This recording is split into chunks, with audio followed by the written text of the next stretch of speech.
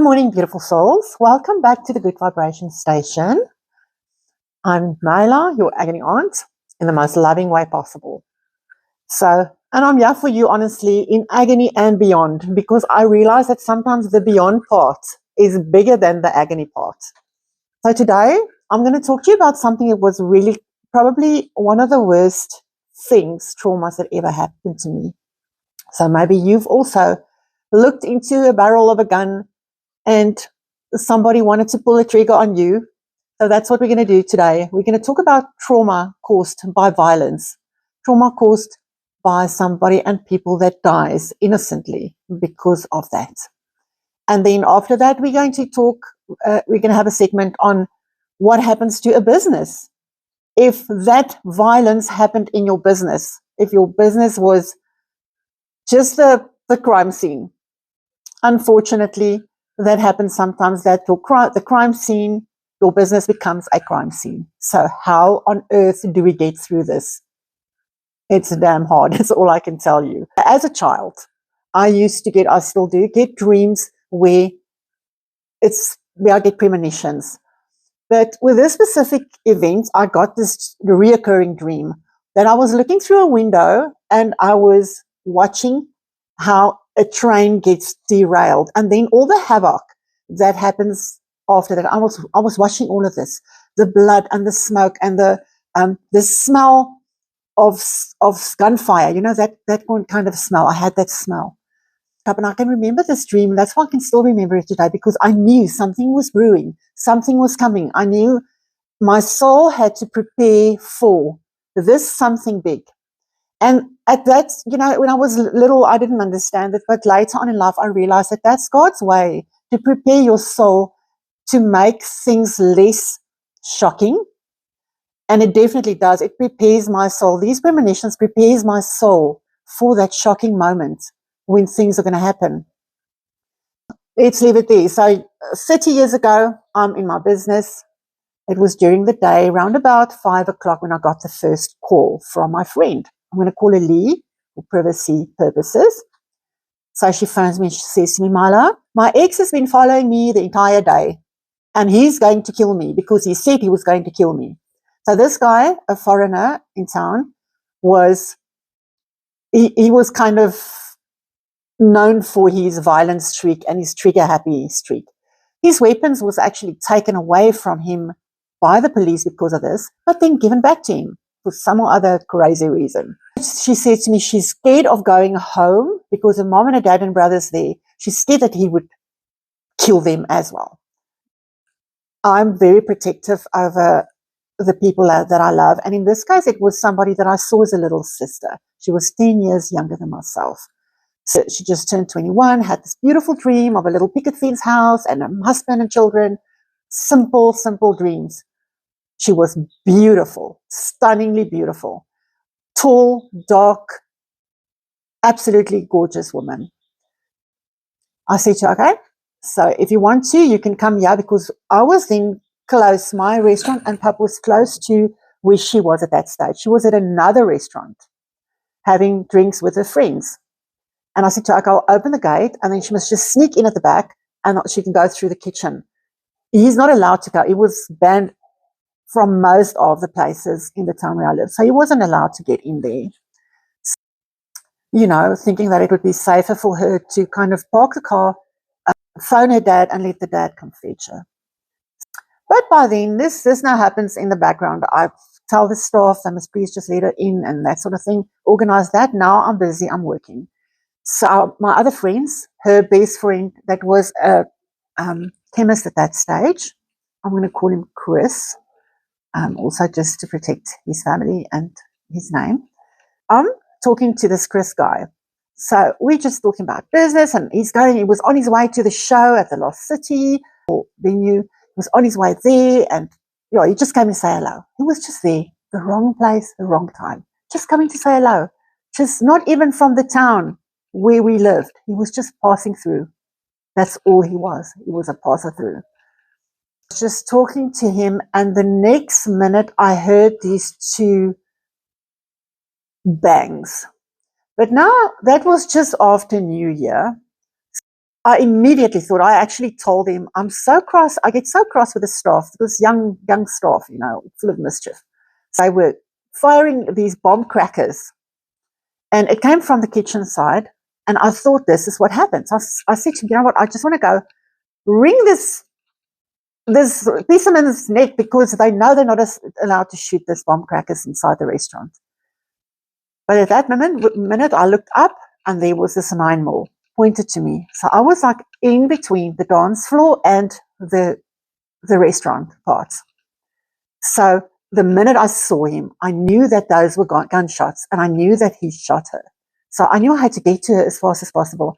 Now, just the one step that I stepped towards, running towards her, it's very surreal. It's difficult to tell people how you feel, because even though there's a gun pointed at you, you don't think that person's going to pull the trigger.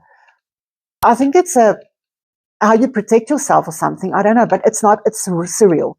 Everything is in slow motion. Although it happened in minutes, you never think he's going to pull the trigger.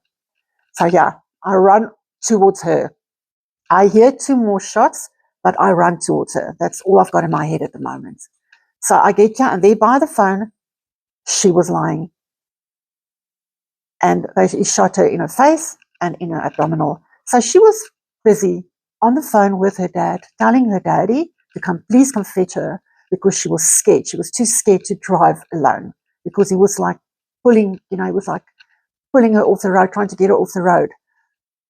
So her dad heard all of this. Her dad heard the whole thing, and he also knew. He just knew. I was with my friend. There was like a little sister to me in my arms, dying. She was bleeding to death.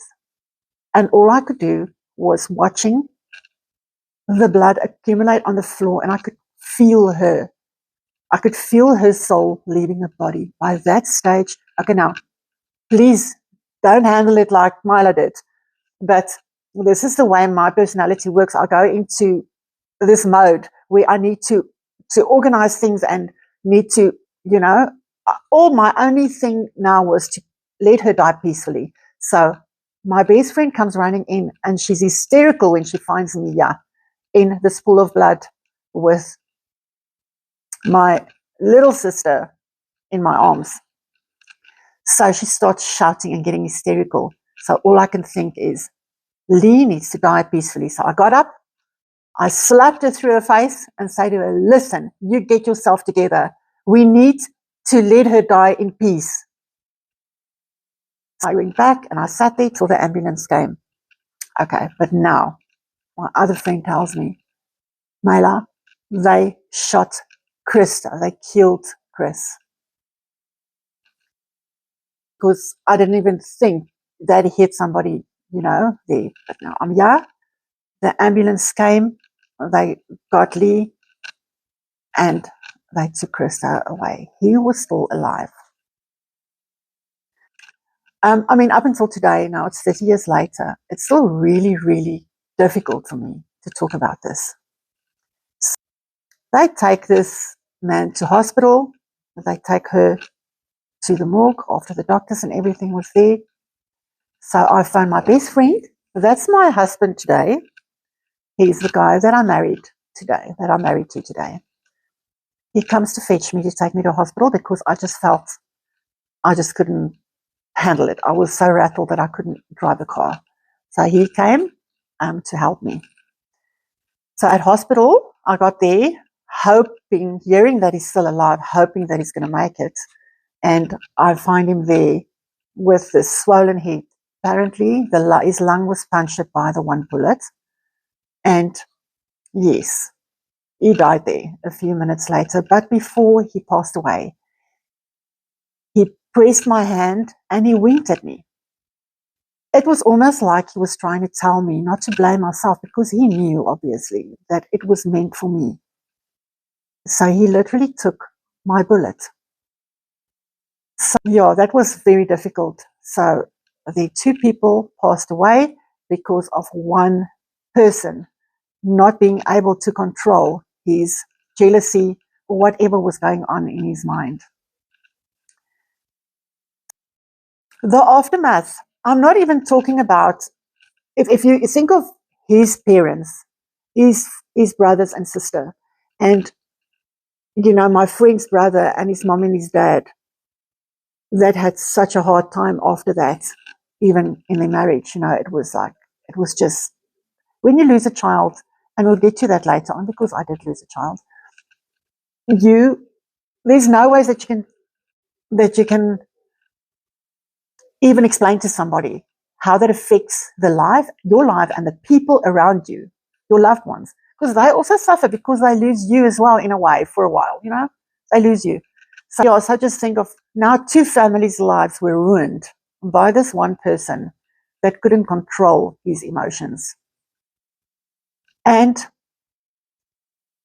I tried to go on with the business, but in a small town, I know it's people's way to cope. I know it's people's way to cope. Humor is people's way to cope. But at that stage, you really don't want to know about other people's humor. You're just going through something, and you've got this business. In my case, I was sole provider for my children because my husband was passed away. So I was sole provider. So yeah, I am in a business that I needed because I had to look after my children.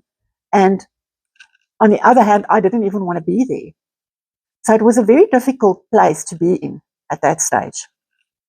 But what made it more difficult was when this man's family and friends, they was also foreigners at that stage, was driving past my house and my business and giving me calls. At that stage, there wasn't any cell phones. They used landlines. In the middle of the night, I'll get a call that will tell me that they will kill me and my children if I testify against their brother and their friend. So that was very stressful. Not because I was afraid to die, but because I was terrified by the fact that they were pulling my children into this, and they knew exactly where I lived, everything. And like gangsters, they were driving up and down my house in the evening to try to intimidate me. One day at work, my stress levels exploded. I got so stressed that I ran into the street, and I went to this car with these people, and I said, "Here I am, shoot me. Get it over and done with, shoot me. You just shoot me because I'm sick and tired of you guys driving past my business and my house. So here I am, shoot me." And funny enough, that was the last time that I heard of them.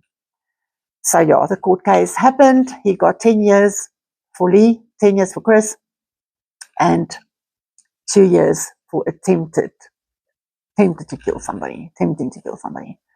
So yes, he did not sit, he didn't even sit 10 years. Then he was freed. Okay, so I'm going to take a break because you guys can see it's even difficult for me now to talk about this. Even 30 years along the line, it's still difficult. So I'm going to take a bit of a break, and then we are going to come back and we're going to talk about the rest of the aftermath